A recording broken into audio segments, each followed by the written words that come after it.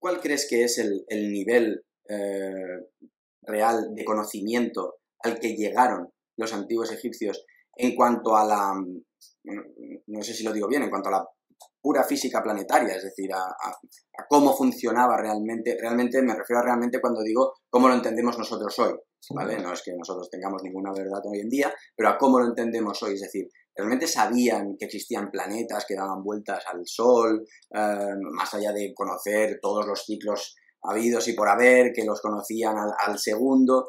¿Cuál fue, en tu opinión, el nivel de conocimiento al que llegaron ellos? Claro, a ver, es una pregunta de difícil respuesta, sobre todo porque estamos muy limitados en cierto tipo de textos astronómicos que sabemos tuvieron los egipcios, pero que no han llegado a nosotros. O sea, siempre cuando uno se introduce en el campo de la astronomía egipcia, ha de tener en cuenta que la inmensa mayoría de los documentos con los que va a trabajar vienen del ámbito funerario.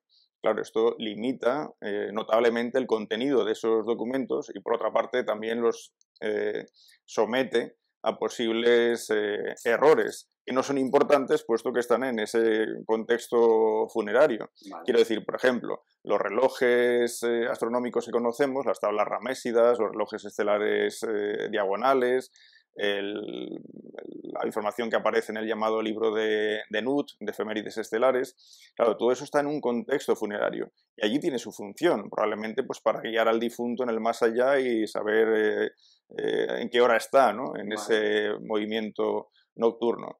Pero claro, no es importante para ese difunto, o en el contexto de la tumba no es importante que esos documentos sean precisos. Vale. Y de hecho no lo son, hay multitud de errores. Paralelamente, debemos tener en cuenta que los egipcios, sin duda alguna, tenían tratados astronómicos. Por ejemplo, conocemos los títulos de varios libros que se conservaban en las bibliotecas de los templos, libros que se dedican al movimiento del Sol, de la Luna, todo eso no ha llegado. Entonces, probablemente si tuviéramos eso, sabríamos mucho más de la astronomía egipcia y podríamos responder mucho mejor tu pregunta. Pero bueno, teniendo esto en cuenta, claro, es importante decirlo. Bueno, además, te voy a poner otro ejemplo. Tú imagínate una cultura como la egipcia, que durante 3000 años, por poner una cifra, ha estado observando la bóveda celeste, no nos ha legado ni una sola observación de cometas, ni una sola observación de eclipses de sol. Hay alguna indirecta, por ejemplo, en la época de Psamético I, cuando estaba siendo embalsamado, hay una referencia, pero todo eso brilla por su ausencia. Y en cambio sabemos, por autores griegos, autores clásicos, que recibieron toda esa información de los egipcios, ese cúmulo de observaciones, para después ellos poder aplicar la ciencia astronómica, ¿no? Entonces, quiero decir, todo eso nos falta y eso es muy importante. Entonces, con lo que tenemos, ¿qué diríamos? Pues que en realidad no es una astronomía avanzada, en absoluto. No conocen, por supuesto, no conocen la naturaleza de los planetas. Ellos diferencian, evidentemente, los planetas del fondo de estrellas fijas, pero no reconocen la naturaleza de estos objetos. Sí que es cierto que conocen sus ciclos sinódicos, saben cuándo van a tener su orto, su ocaso, en qué constelación van a aparecer en cálculos de futuro, ¿no? Pero no conocen esa naturaleza. Estaba tan metido en lo que me estabas explicando que me he quedado. Pero entendían la naturaleza que les rodeaba con un carácter científico tal y como nosotros lo hacemos hoy en día. ¿Tú crees que esa manera de aproximarse a la naturaleza o a los procesos y a los fenómenos que les ocurría a su alrededor tenía un prisma científico tal y como lo conocemos hoy en día? No, para nada. El mundo egipcio está completamente imbuido por la religión, con lo cual son sus mitos, sus creencias en torno a esa religión lo que se introduce en cada uno de los aspectos de la naturaleza y así es como la comprenden.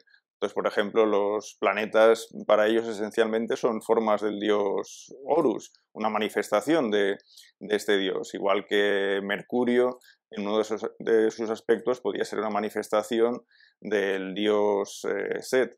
Claro, yo creo que simplemente ellos no se plantean esas cuestiones, no dan ese salto científico. Lo que sí que son es muy, muy pragmáticos. Quiero decir, si ellos observando la bóveda celeste se dan cuenta de que el control del movimiento de las estrellas les puede servir para medir el tiempo, pues evidentemente van a utilizar muy bien esa función porque la van a poder aplicar, por ejemplo, en los rituales del templo, para que se hagan en las horas oportunas.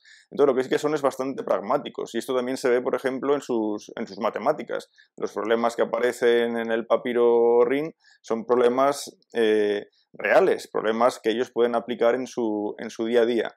Pero más allá de eso, en la cuestión astronómica, con lo que tenemos, no podemos bueno, pues pensar en un tratamiento científico. En realidad, cuando estamos en estas culturas tan antiguas, ese tratamiento científico escasea o simplemente no existe. Sus pretensiones son otras.